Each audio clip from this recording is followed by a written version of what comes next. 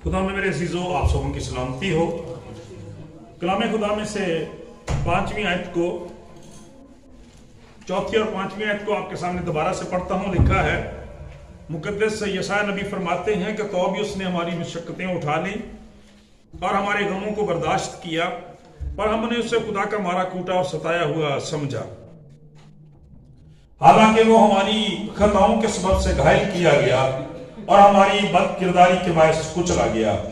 हमारी ही सलामती के लिए उस पर सियासत हुई ताकि उसके मार खाने से हम शिफा पाए। आमीन जी। भाई ये सारी की सारी आयत आपको पता है कि बड़ी बाबरकत है और बड़ी जबरदस्त है। बल्कि ये पूरे का पूरा चैप्टर ही जो है 52वां और 53वां चैप्टर जो है, ये खुदावंद यीशु मसीह के दुखों के तल्लुक से, मसलूबियत के तल्लुक से है, खुदावंद यीशु मसीह के जी उठने के तल्लुक से है। एक एक आयत इसकी बड़ी काबिल गौर है। लेकिन चूंकि हमारी जुमे की इबादत जो वो दुआए शफाइया इबादत होती है, लिहाजा जब आज हम 5वीं आयत जो है उसके दूसरे हिस्से पर थोड़ी देर के लिए गौर करेंगे। मजमूई तौर पर 5वीं आयत को ही देखेंगे। यहाँ पे लिखा है कि वो हमारी खताओं के सबब से घायल किया गया और हमारी बद किरदारी के बायस कुचला गया। हमारी ही सलामती के लिए उस पर सियासत हुई ताकि उसके मार खाने से हम शिफा पाए। आमीन जी। तो आज हमारे लिए जो बाइबल मुकद्दस, कलाम मुकद्दस हमें मौजूद देता है शिफा के ताल्लुक से, वो ये है मेरे अजीजों कि जिस कदर हमारे निजात दहिंदा की खुदावंद यीशु मसीह की सजा यकीनी है, उसी कदर हमारी शिफा यकीनी है। आमीन भाई। जिस कदर हमारे निजात दहिंदा की सजा यकीनी है, उसी कदर हमारी शिफा यकीनी है। और मेरे अजीजों, जिस शख्स का इस बात पर ईमान है, उसके लिए शिफा जो है वो यकीनी बात है, क्योंकि खुदा का कलाम हमें यह बयान करता है कि उसी के मार खाने से हमने शिफा पाई। आमीन जी।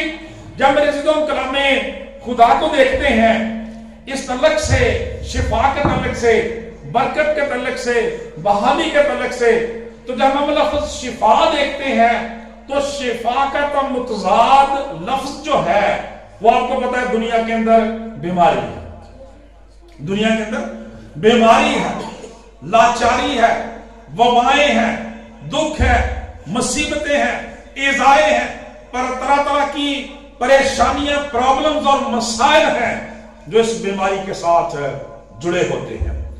और जब हम कलाम खुदा में इस बीमारी के आगाज के ताल्लुक से देखते हैं, इसकी रीजंस को देखते हैं, इसके सबब को देखते हैं, असबाब को देखते हैं, तो पाक कलाम हमें बड़ी वाज़ेह तालीम इस ताल्लुक से देता है। कलाम मुक़द्दस में जब हम पैदाइश की किताब का पहला चैप्टर पढ़ते हैं, दूसरा चैप्टर पढ़ते हैं, तो मेरे अज़ीज़ों हमें पता चलता है कि खुदा ने हर चीज को कामल बनाया और खुदा ने जो शरीयत दी, खुदा ने जो कलाम दिया, जो अहकामात दिए, खुदा के लोग, पहला खानदान यानी आदम और हव्वा जब तक उस पर अमल पैरा रहे, मेरे अज़ीज़ों खुदा का कलाम बयान करता है कि हकीकी शादमानी उनकी जिंदगी में बरकरार रही। वो जो कुछ चाहते खा सकते थे, जो कुछ चाहते पी सकते थे, जो कुछ चाहते बागियदन के अंदर कर सकते थे, खुदा के साथ का अमल रफाकत में रहते और रह सकते थे। लेकिन हम पढ़ते हैं कि जैसे ही उन्होंने खुदा के कलाम की नाफरमानी की, और पाक कलाम यह बयान करता है कि इससे पहले कि उन पर मौत वारद होती, फौरी नतीजा रूहानी मौत की सूरत में निकला, यानी उन्हें खुदा की हुजूरी से जाना पड़ा। खुदा का कलाम यह बयान करता है वहां से निकलना पड़ा, और फिर उसका नतीजा यह हुआ कि फिर उनके बदन में तरह तरह की जो दूसरी परेशानियां थी वो आ गई, और उनके साथ बीमारी ने भी उन्हें घेर लिया। गोया जब खुदा की नाफरमानी की, जब गुनाह जिंदगी में आया, खुदा से दूरी आई, अबलीस की फरमाबरदारी, खुदा की नाफरमानी आई, खुदा के कलाम को रद्द किया गया, अबलीस की बातों पर कान धरा गया, खुदा का कलाम यह बयान करता है कि उनकी जिंदगियों में गुनाह धर आया। और मेरे अज़ीज़ों, अगर हम जब आगे पढ़ते हैं तो हमें पता चलता है जरूर नहीं होता कि हर बीमारी जो है वो गुनाह का ही नतीजा हो, लेकिन अक्सर औकात गुनाह ही का नतीजा होती है। मेरे अज़ीज़ों, खुदा का कलाम बयान करता है जब तक उन्होंने गुनाह नहीं किया था वो कामल तौर पर सेहतयाब और तंदुरुस्त थे। मेरे अज़ीज़ों, लेकिन जैसे उन्होंने खुदा की नाफरमानी की, पाक कलाम ये बयान करता है उनकी जिंदगियों में, जैसा कि हम पढ़ते हैं कि फिर उन्हें मेहनत मशक्कत भी करना पड़ी, कामकाज करना पड़ा, मुख्तलिफ पेशे इजाद करने पड़े, अपनाने पड़े। वबाओं बीमारियों ने उन्हें तंग करना शुरू कर दिया, सर्दी गर्मी ने उन्हें सताना शुरू कर दिया, और नतीजतन इंसान का बदन दिन ब दिन कमजोर होता गया और बीमारी भी शख्स का इंसान का मुकद्दर बन गई। आज खुदा का कलाम हमें यह सिखाता है मेरे अजीजों कि बहुत बड़ी खुशखबरी मसीह यस्सु के वसीला से इंसान को दी गई। खुदा का कलाम बयान करता है वही बीमारियां आहिस्ता आहिस्ता इंसान को अंदर से खोखला करती जाती हैं, फिजिकली से वीक करती जाती हैं, और एक दिन वो शख्स मुंह के मौत के मुंह में चला जाता है। मेरे अजीजों, लेकिन खुदा का कलाम बयान करता है जैसे बाग एदन में भी खुदा की ये मर्जी थी कि वो उस फल को ना खाएं जो उनकी मौत का सबब बन जाए। खुदा का कलाम कहता है अपने बेटे के जरिए से खुदा ने जब इंसान को रिस्टोर करना चाहा, बहाल करना चाहा, फिर इसी ख्वाहिश का इजहार किया। बल्कि खुदा का कलाम बयान करता है कि इस बात का फतवा दिया, जॉन 3:16 में खुदा ने फरमाया खुदा ने दुनिया से ऐसी मोहब्बत रखी कि अपना इकलौता बेटा बख्श दिया ताकि जो कोई उस पर ईमान लाए हलाक न बल्कि हमेशा की जिंदगी पाए। मेरे अजीजों, खुदा किसी की हलाकत नहीं चाहता, खुदा तबाही बर्बादी नहीं देखना चाहता, वो अपने बेटे बेटियों को खुश देखना चाहता है। खुदा यीशु मसीह ने इंजील मुकद्दस में फरमाया कि जब तुम बुरे होकर भी अपने बच्चों को अच्छी चीजें देना जानते हो तो तुम्हारा आसमानी बाप अपने बच्चों को अच्छी चीजें क्यों ना देगा, वो उन्हें सेहतयाबी और तंदुरुस्ती क्यों ना देगा।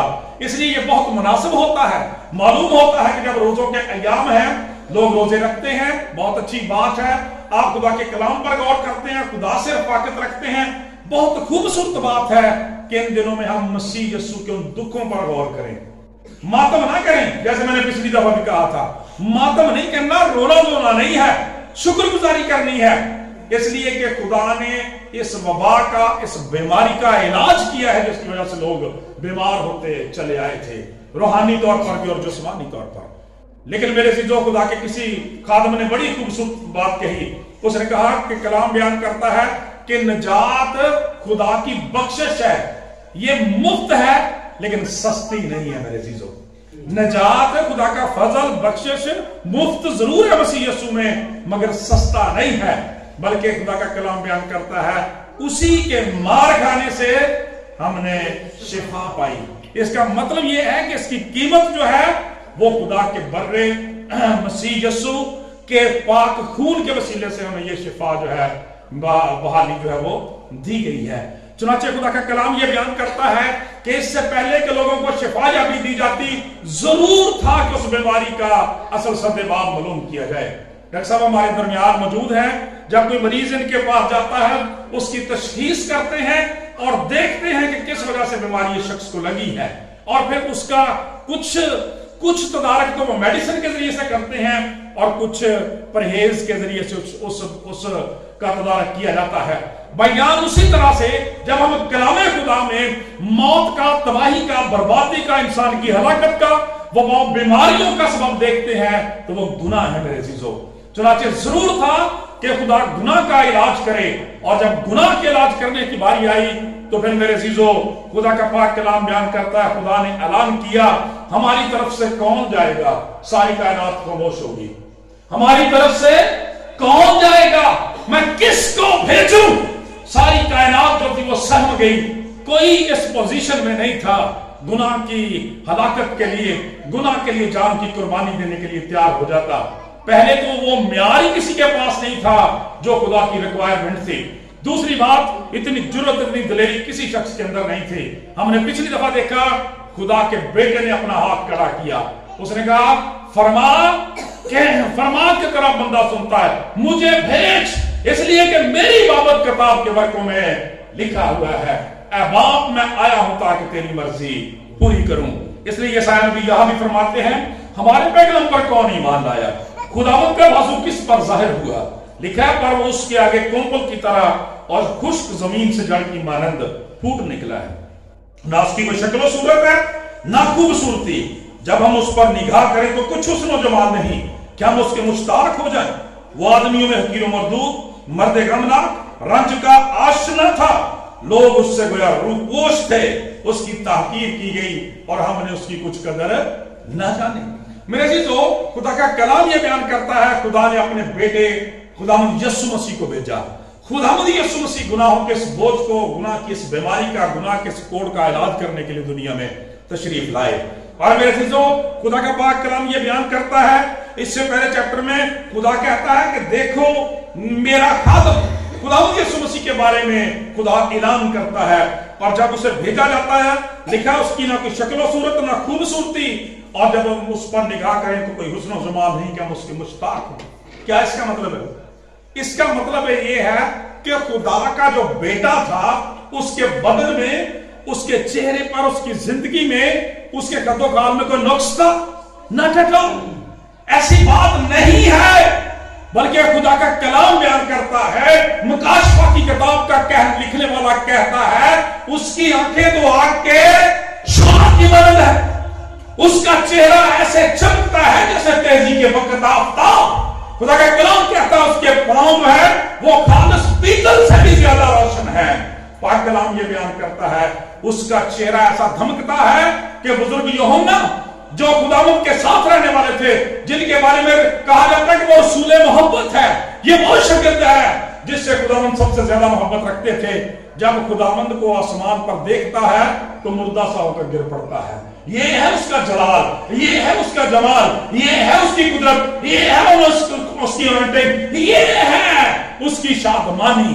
लेकिन यहां पर लिखा है कि वो जिसकी आंखें आग के शोला की मनत थी, जिसका चेहरा तेजी के वक्त आफ्ताब की मनत था, जिसके पांव खालिस पीतल की मनत थे, उसके बारे में लिखा उसकी ना कोई शक्ल सूरत है ना कोई खूबसूरती।